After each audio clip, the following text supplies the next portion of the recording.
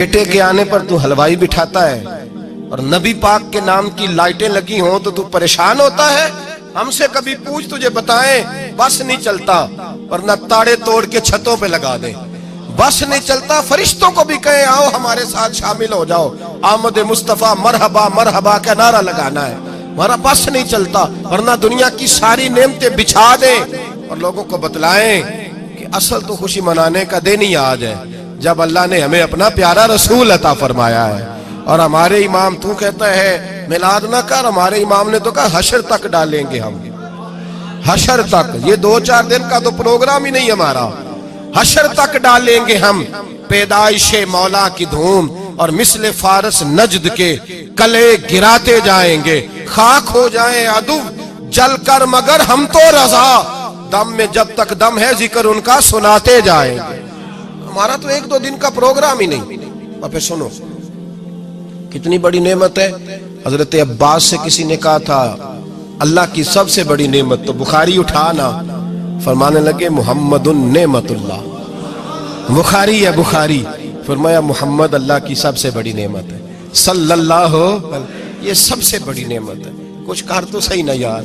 एक मुझे कहने लगा नहीं वो 9 रबीउल अव्वल को आए थे, तो मैंने कहा 9 को मिलाद मनाओ, कोई मसला नहीं, 9 को मिलाद मनाओ, कोई मसला ही नहीं, हम तो सारा साल मनाते हैं, बस 9 को मनाओ ना भाई। कौन कहता है ईद नहीं हम कहते। मैंने कहा चलो जश्न मिलाद कह लिया करो, किसी तरफ आओ तो सही ना भाई, जश्न मिलाद ही कह लो। ये कह लो तुमने खुशी मनानी है तो महफिल मिलाद कह लो, ना ईद कहो, ईदें 2 ही है। मैंने कहा नहीं वो भी तेरी गलती है, मेरे नबी ने कहा हर जुमा मेरी उम्मत की ईद है। और कुरान पाक पढ़, कुरान पाक पढ़। हजरत ईसा कहते थे या अल्लाह जब तू मन्नो सलवा नाज़िल करेगा वो दिन हमारे लिए ईद का दिन होगा। और सियासता पढ़, हजरत उमर कहा करते थे जिस दिन दीन मुकम्मल हुआ यौम अकमलतु लकुम, ये आयतें नाज़िल हुई तो फरमाया वो दिन हमारे लिए ईद का दिन था। यहूदी हमें कहते थे ये आयतें हम पे आती तो हम ईद मनाते। ये भी तेरी गलती है कि ईदें 2 ही हैं। रब जब भी किसी को दीद कराए वो ईद का ही दिन होता है, वो ईद का ही दिन होता है भाई। हमारे लिए सबसे बड़ी ईद ये है, इसलिए कि बाकी ईदें इसी ईद का सदका है, सल्लल्लाहु ताला अलैहि। तो ईद मिलादुन नबी पे इजहार मुसर्रत करना, खुशी का इजहार करना, खुशी का इजहार करना, ये तो ईमानी तकाजा है, ये तो रूह का तकाजा है, ये तो अंदर उछलता है। शरीयत जितनी हमें इजाजत देती है उतना हम करते हैं। और कोई मिलाद की महफिल में कोई ऐसा काम नहीं होता जो शरीयत से टकराता हो। पहले क्या होता है? तिलावत, मने है कुरान पढ़ना।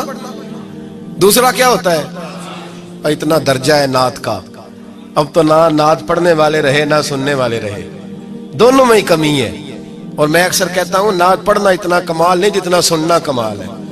सुनने वाला कोई होना चाहिए, नात सुनना ज्यादा माना रखती है। उसकी वजह यह है कि नात पढ़ना सहाबा की सुन्नत है और सुनना मोहम्मद मुस्तफा की सुन्नत है। और सुनने वाले का दर्जा, हाँ तेरा दर्जा ज्यादा है अगर तू समझे तो। और इतना बड़ा दर्जा कि हजरत एहसान बिन साबित नात पढ़े तो नबी पाक अपनी चादर मिंबर पे बिछाए और वो मैं नीचे ना पढ़, इधर मेरे मिंबर पे बैठ के पढ़। ये कोई मामूली बात है? रसूलुल्लाह की नात सुनना, बलगल उलाबे कमाल ही कशफत दुजाबे जमाल ही हसनत जमीयो। शेख सादी कहते हैं 3 फिक्रे लिखे तो चौथा होता ही नहीं था, मैं सो गया, बड़ा परेशान था कि चौथा फिक्रा नहीं बन रहा। बलगल उलाबे कमाल ही कशफत दुजाबे हसनत जमीयो, चौथा लिखा नहीं जाता था। नींद आ गई, मेरी आंख लगी तो महबूब का दीदार हुआ। हुजूर ने फरमाया परेशान पड़े हो? मैंने कहा महबूबा 3 लिखे हैं, चौथा बन ही नहीं रहा। तो हुजूर ने फरमाया चल सुना ना मुझे, ये छोटा नात पढ़ना कोई छोटा काम है? ये तो हमने खाता ही गलत लोगों को दे दिया है, वो तो इस काबिल ही नहीं थे कि नात सुनी जाती। बलगल उलाबे, शेख सादी कहते हैं मैं सुनाने लगा और मुस्तफा सुनने लगे। बलगल उलाबे कमाल ही कशफत दुजाबे जमाल ही हसनत जमीयो खिसाल ही। तो हुजूर ने फरमाया चल सादी कह दे सल्लू अलैहि वालैहि, कह दे सल्लू अलैहि वालैहि। फरमाते मैं कहता जाता था और मुस्तफा मुस्कुराते जाते थे। कुछ छोटा दर्जा है नात? नात तो ईमान है, नात तो ताकत है, नात तो तेरी रूह को बेदार करती है। पर शर्त है नात हो, शर्त है, शर्त ये तकाजा है मैं नात हो। वो ना हो कि नात पढ़े ना میرے حضرت صاحب فرماتے ہیں نعت کا مقصد ہے جب بندہ نعت پڑھے تو اس کا دل نبی پاک کے گنبد کی طرف جائے، جب نعت سنے تو اس کی توجہ رسول پاک کی جانب جائے. یہ نہ ہو کہ نعت سنے تو توجہ گانے کی جانب جائے. یہ نہ ہو کہ نعت ہو رہی ہو تو لوگ کہیں، میرے کان میں لوگ کہہ دیتے، آپ یقین کریں محفل میں بیٹھے لوگ کہتے ہیں فلانے گانے کی طرز پہ لاندہ جی، تو کدھر گیا دھیان اس کا؟ تو یہ نعت تو نے پڑھی ہے، یہ نعت سنی نہیں آج تک.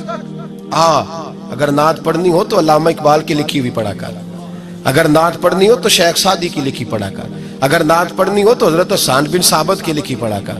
اور اگر تیرا دل کرے کہ نعت بھی ہو، جذبات بھی ہو، حسن بھی ہو، علم بھی ہو، عمل بھی ہو، قرآن بھی ہو، حدیث بھی ہو، تو پھر امام محمد رضا فاضل بریلوی کی پڑھا کر، پھر اعلیٰ حضرت کی پڑھا کر. تجھے پتا چلے چمک تجھ سے پاتے ہیں سب پانے والے، میرا دل بھی چمکا دے چمکانے والے. اعلیٰ حضرت کہنے لگے یا رسول اللہ میری سفارش نہ کرو، ڈر لگتا ہے، ڈر لگتا ہے، قیامت کی رات بڑی گہری ہے، سفارش نہ کرو، اس طرح کرو میرا بازو پکڑو اور جنت تک پہنچا کے آؤ، میرا بازو پکڑو اور جنت تک. کہتے ہیں میں مجرم ہوں آقا مجھے ساتھ لے لو. سونیا نہ ڈر لگتا ہے. وہ بچہ کہتا ہے میں نے نہیں باہر جانا، اندھیری رات ہے، ابا جی نال چلو. تو بلا مثال بلا تشبیہ صرف سمجھانے کے لیے، کسی کوئی بڑا ساتھ ہو تو ڈر نہیں لگتا.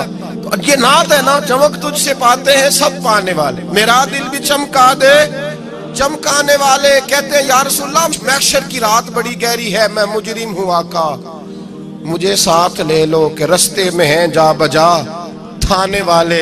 سونیا جرم کر کے آیا ہوں اور پکڑا نہ جاؤں کہیں، مہربانی کر مجھے پردوں میں چھپا لے، مجھے مدثر اور مزمل کی چادر کے نیچے کر لے، میں مجرم ہوں آقا مجھے ساتھ لے لو کہ رستے میں ہیں جا بجا تھانے والے.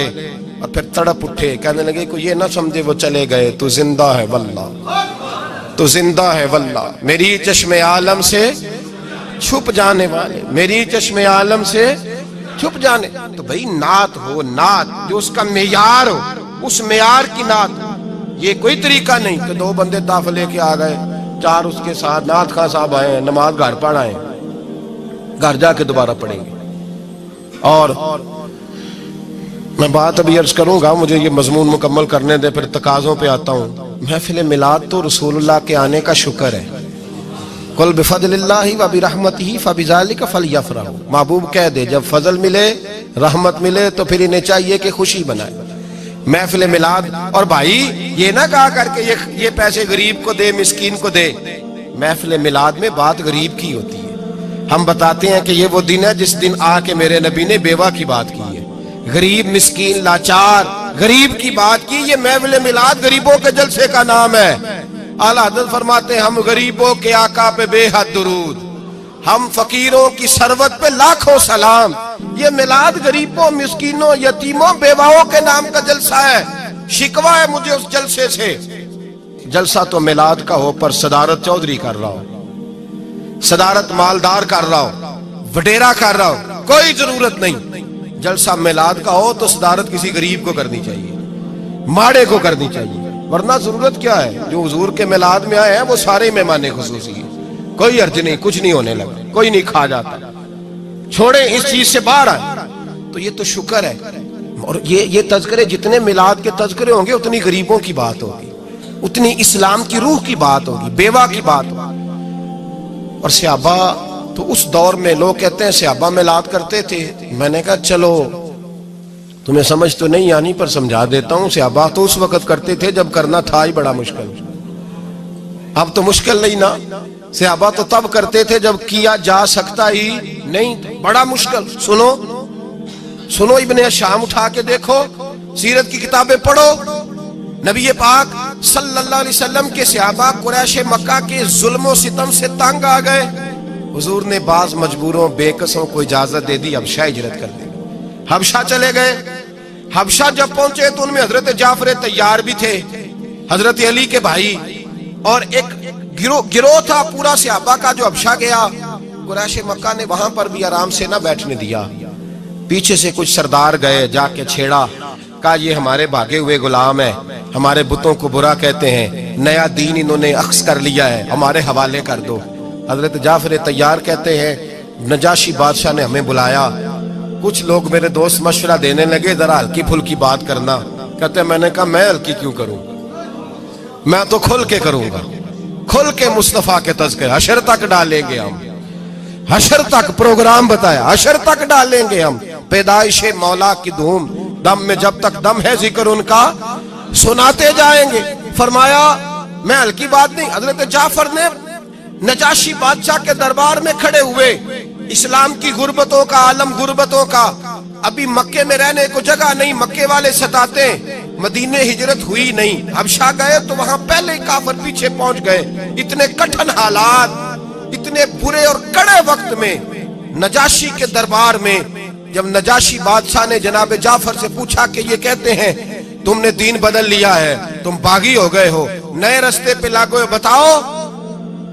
तो हजरत जाफर तैयार ने नजाशी के बादशाह में वही बातें की जो हम महफिल मिलाद में करते हैं, वही जुमले, वही मिलाद का वही सारा पस मंजर। हजरत जाफर तैयार बोल पड़े, फरमाने लगे नजाशी हम तो बेटियां जिंदा दफन कर देते थे। नजाशी, यही बातें होती है ना महफिल मिलाद, हम बेटियां दफन करते थे, किसी का औरत का खामद मर जाता तो उस औरत को भी साथ दफन होना पड़ता, उसकी जिंदगी मुर्दे जैसी कर दी जाती, बहनों पे जुल्म होता था, बेटियों को जायदाद में हिस्सा नहीं मिलता था। ए नजाशी हमारे यहाँ गरीब पिसा करता था, यतीम पिसा करता था, मजबूरियां थी, परेशानियां थी, दुख ही दुख, आजमाइशें ही आजमाइशें। बस फिर अल्लाह ने हमें अपना रसूल अता फरमा दिया, फिर अल्लाह ने हमें अपना रसूल अता फरमा दिया, वो अपने पराये का गम खाने वाला, मुरादें गरीबों की बर लाने वाला, मुसीबत में गैरों के काम आने वाला। अल्लाह ने हमें रसूल दिया, फरमाया बस हम उसके झंडे तले जमा हो गए और हम इनके बुतों को नहीं मानते, रसूलुल्लाह सल्लल्लाहु अलैहि वसल्लम की बात को मानते, एक खुदा की इबादत। तो सहाबा तो वो बातें उस आलम में कहा करते जब कहना बड़ा मुश्किल था, उन्होंने वही मिलाद की बातें जो हमारे यहाँ होती हैं, यही होती है ना मिलाद की बात। एक साहब शिकवा करने लगे, कहने लगे थी मौलवी हर महफिल मिलाद में यही बताते हैं बेटियां जिंदा दफन होती थी, फलां होता, अब बदल लेना चाहिए। तो मैंने कहा जब बातें हैं ये तो बदली कैसे जाए, बातें हैं ये जो हर साल महफिल बाद में दोहराया जाता है तो बताया जाता है कि अभी भी बेटी के आने पर परेशान ना होना। और बेटी तो अब भी दफन होती है ना कई कई रंग में, कोई जायदाद के नीचे दब जाती है, कोई सास ससुर के जुल्म के नीचे दब जाती है, कोई जेवर के बोझ में दब जाती है, कोई जहेज के मुतालबे में। तो बेटियां तो दफन हो रही हैं अभी, इसलिए हम मिलाद ज्यादा मनाते हैं ताकि बेटियां आजाद हो जाएं।